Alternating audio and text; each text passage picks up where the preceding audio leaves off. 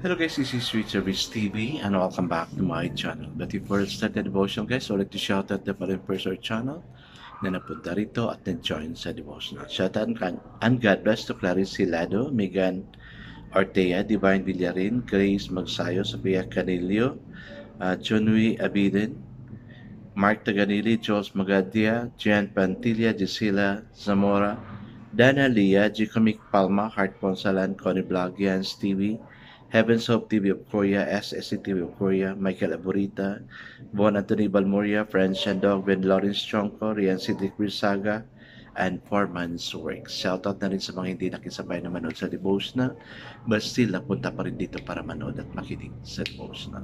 God bless us all, guys.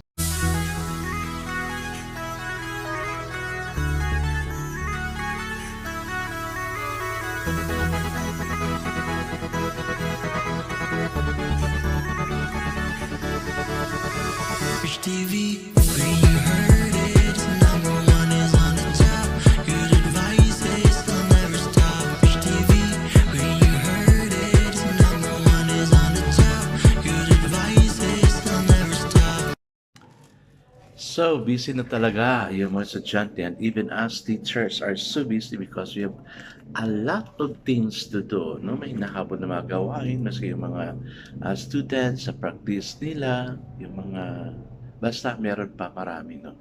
But anyway, kunting panahon na lang yan kasi we only have 2 weeks more. No? 2 weeks more to go. O 1 week na lang. Next week and then the following week graduation. So, God bless us all. Alright guys, it's time to proceed to our devotional. Let's open the Bible to Luke chapter 9 verses 23 to 27. This is about Peter's confession of Christ. And still guys, I'm using the devotional study Bible because the words used is so simplified na maintindihan talaga natin.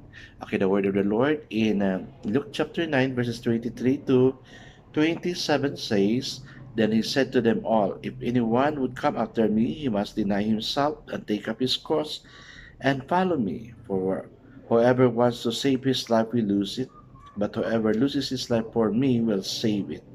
What good it is for a man to gain the whole world and yet lose or forfeit his very soul. If anyone is ashamed of me and my words, the Son of Man will be ashamed of him when he comes in his glory and in the glory of the Father and the holy angels. I tell you the truth, some who are standing here will not taste death before they will see the kingdom of God. Amen and amen. I guess that now pray. Yes, Father God, without you we can really do nothing. If we're not also going to strive hard for salvation, then we will do nothing. Though we dream to be in heaven, but yet if we have done nothing, we just lose everything. Help us not to be self-centered, earthly centered, but teach us also to become a heavenly centered person. Na you will also save us and our family. We're not only concerned about ourselves, but we're also concerned about our family. That's why we pray for your favor to be upon us. Bless those who are here who are really making time to be with this devotional. Dalangin ko dear God na we will all grow together with you spiritually. Amen and amen. So, the focus verse for this evening guys is found in Luke chapter 9 verse 25 and it says, Whoever desires to save his life will lose it, but whoever loses his life for my sake will save it. So the title of our devotion for this evening, guys, is Today's Cross. Our commitment to follow the Master is once and for all, but also daily in all. We are challenged to love Christ with obedience. Luther said, He who believes obeys. He who obeys believes. The Christian life is not conservation of self-interest but abandonment, adventure, not acquisitiveness. That demand is so challenging that it has to be acted on daily in every relationship and responsibility. then we are free to give ourselves away of our Lord to people and to situations of need. There will be a cross in every relationship and responsibility we encounter today. At the heart of each situation is a point of surrender to seek first the Lord's will. There will be people to be loved and forgiven. Most of all, there will be a constant flow of opportunities to care for them, as if caring for our Lord.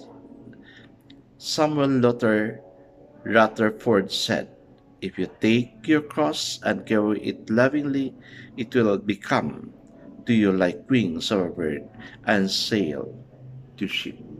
Amen and amen. Yes, guys, I do not know how much you desire of God. No. Kasi parang patapala na we serve God, well, we will really lose ourselves because God demands yung pinakamainit natin na pagsiserve sa Kanya. No? Very clear yung word niya sa Luke chapter 9 verse 24. Sabi niya, whoever desires to save his life will lose it. Ibig sabihin ba na we strive hard, we work hard for our living just to live here on earth? Well, pwede naman yan, but hindi natin pasubraan. We must really have a chance and a time to be with God. Hindi yung busy-busy na tayo na nalimutan na natin si Lord. Wala ng blessing yan, no? But, sabi pa niya dito sa verse na to, no? But whoever loves his life for my sake will save it. Yes, we love our family. We work hard for our family. But hindi natin pinikaligtaan na hindi natin i-love si Lord. No? Kasi God loves us so much.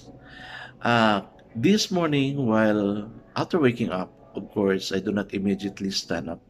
I prayed and have my devotional. And God's word for me is, behold what manner of love God given unto us, that we should become children of God. So nagkatugma talaga. No? For me, it's a revelation, it's a confirmation also sa ginagawa natin. Ayun. Kaya, no? Let's choose God's cross. Ano ba ang cross natin? Ayun. Ourselves and of course and our family. Na para mapunta tayo heavenward. I guess let's not pray. Father God, the only question is, Lord, what do you want me to do? And help me do it for your glory. Amen and amen. Yes, what do God want us to do? May God reveal it to you also. God bless us always because I know God surely bless us 10 times better. This is again Rich Rich TV. Kita-kita tayo ulit sa muli. Paalam!